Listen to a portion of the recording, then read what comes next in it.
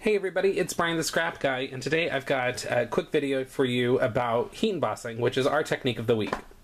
So I'm going to quickly walk you through what I did, and then I'm going to show you how to heat emboss.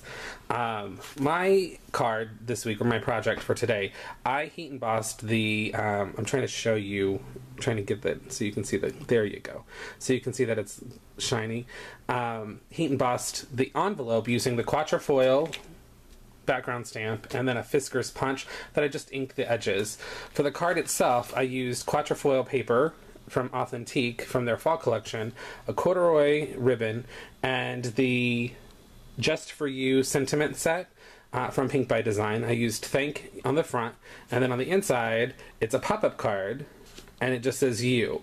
And I used a different heat embossing technique on the inside than I did on the envelope. Here I went ahead and put everything on just like you normally do, and then I hit the back of it with my finger, like just thumped it like you do with perfect pearls, and it knocks some of the powder off, which then allows you to get kind of a distressed look. So going along with the paper on the front and the corduroy, felt like it was a nice way to kind of make it a little more manly. So that's my project, but I'm going to show you some things about heat embossing. First off, to heat emboss, you've got to have embossing powder, which I have all kinds, and I'm going to show you because I'm a little obsessed with heat embossing, just a little. So this is my heat embossing basket. So these are all of the embossing tools that I have. Many colors, probably every color you could possibly think about. So I have that. Then I also have, this is clear, which I use a lot because if I want to do a pattern on a pattern, or I want to do a double step stamp process, I use this a lot. Stamp It Up even has embossing powders that I'll show you here in just a second that are, this one smells like melon, right? Scratch and sniff, gotta love it. So the first thing that you're gonna need is some kind of sticky stamp pad, and I use Versamark, and that's my favorite, and they last forever. But you can use a couple other things. You can use this one I got at Joann's. It's called Gigantic. It is by Ranger, or Inkadinkadoo, and it dries really fast. So you have to move quickly. Where the Versamark it's a little thicker and a little more sticky. And you can also buy refills for Versamark from Close to My Heart, which I do. I have like 3 or 4 of them laying around my room because I use so much of it. So first you got to have that. Got to have your embossing powder, and then you have to have your heat gun. All different kinds. You can get them at the hardware store. You can get them at the craft store. Great thing to put your 40% off coupon towards. But if you don't have one of these, you need one, because it's not just used for heat embossing. You can use it to heat set your Versamark if you're going to do a watermark. You can use it to heat set your glues. You can use it to heat set your pigment dyes. You can also heat emboss with pigment ink. Because it's stickier and wetter, it gives you the opportunity to go back and add your embossing powder on top. So one of the things that I love about embossing is that you can do a double layer. So this is actually a stamp from Stamp It Up, from Close to My Heart. Ooh, sorry about that. From Close to My Heart, called So Grateful. And so I stamped the pumpkin, and then I stamped the sentiment on top. So you get a really great look.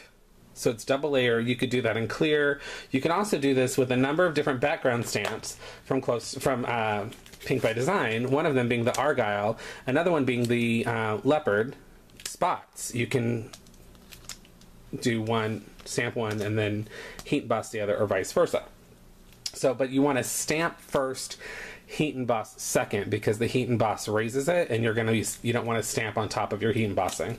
So what we're going to do is I'm actually going to show you how to heat emboss real quickly. So first you have your paper, and I'm going to use the What's Shaken stamp set, and for all my Pink by Design, this is how I store them. I just put a P-Touch on the back of the name of the stamp set, even though it's written right there on the front. I'm blind if I don't have my glasses on. So today, let's just do the salt shaker. So you get you put it on your block. I can't think today, good lord. I guess I'm just ready for the holiday to start. So then I do a really good generous amount of Versamark on there, because I think that you can never be too sticky when it comes to heat embossing. Trying to heat emboss behind a camera is not easy. So then you stamp. Okay, so I'm gonna see if you can see this. There you go. See that shiny? That's the Versamark. So you know you've got it down there. And then I'm gonna take just black embossing powder. But what I also like to do is take a scrap sheet of paper and put it underneath, because you can use one of those trays. That's just too much work. So here. Now, sometimes you get strays, and one way that you can get rid of those is if you use this embossing buddy before you stamp. What it does, it takes the static off of the paper.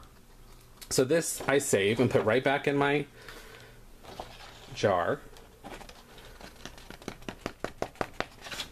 And you will have, seriously, your powders will last you forever. So you see that my powder's sticking.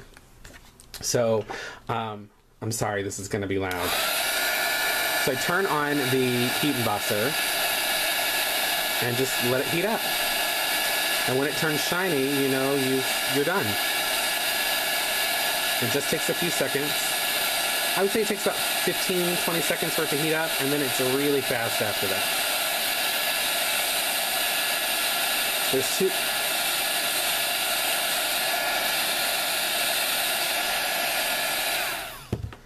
And let's see it shine. I'm trying to get the light on it.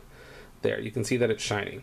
Well, there's two kinds of embossing powder. There's regular and extra fine grade. If you're gonna emboss a sentiment, lots of words, I would recommend that you use a finer grade of embossing powder. You can get it at Michael's, you can get it online, you can get glow-in-the-dark embossing powder. I'm telling you, there's so much you can do with it.